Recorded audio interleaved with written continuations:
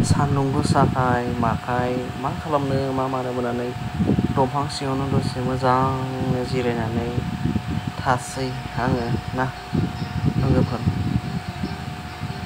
माथो खालामनो सान्दुंआबो बेनो गरम अयथासार गरम दंफां सिङाव थानानैबो आगोर मोना। नै दा मोनाबिलि समावसो एसे मोजां जाबाय आरोना। बेराफारसेथिं साबिखौबो बावनानै साबिखौ बावनानै मिथिखौ हरनो होबाय आं।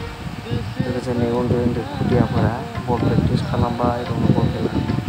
आरो खेला जागासिनो दं फिल्डआव उदालगुरि डिस्ट्रिक्टनि सिङाव थानाय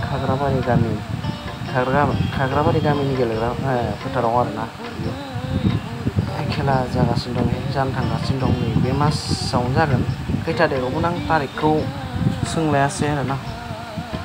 गेदेरफोरनिबो बिसोरबो प्रेक्टिस खालामगासिनो दं। हरै लोगोसे उन्दै उन्दै हिन्जावसाफोराबो मोसानायनि रिहार्सेल लागासिनो दं। मास्टार दं नामा डेन्स मास्टार फोरोंग्रा प्रेक्टिस होग्रा दं नामा एसे फोरोंदों। साहा हिमालय हाजो नामा सल'आ बेखौसो खोनाबाय दं आङो। लोगोसे गेदेरफोरनिबो जोंना मिस्ट्रि माखायाबो खामानि मावगासिनो दं। मब्ला कमप्लिट जागोन माने कमप्लिट दिनैसिमबो जायाखैनो आरोना।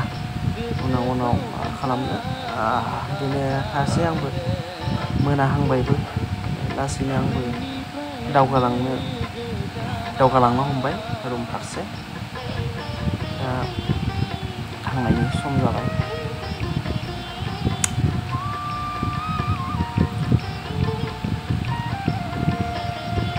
खनायाव थानानै नाहरगासिनो दं बिसोरनि प्रेक्टिस लानाय खेलाफोरखौनो नायगासिनो दंमोन आं।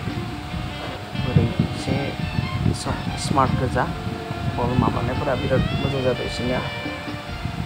माने मोजां जोहैनो हागोन बा मोजां गेलेहैनो हागोन नि आसा थाबाय बिसोरनि सायाव। जाहाथे बिदिनो दावगालाङो उन्दै उन्दै खुदियाफोर आरोना। फिल्डआ बिराद मोजां प्लेन आरोना। अखा हाबा एसे माबा जायो बिदि जायो जाया नङा।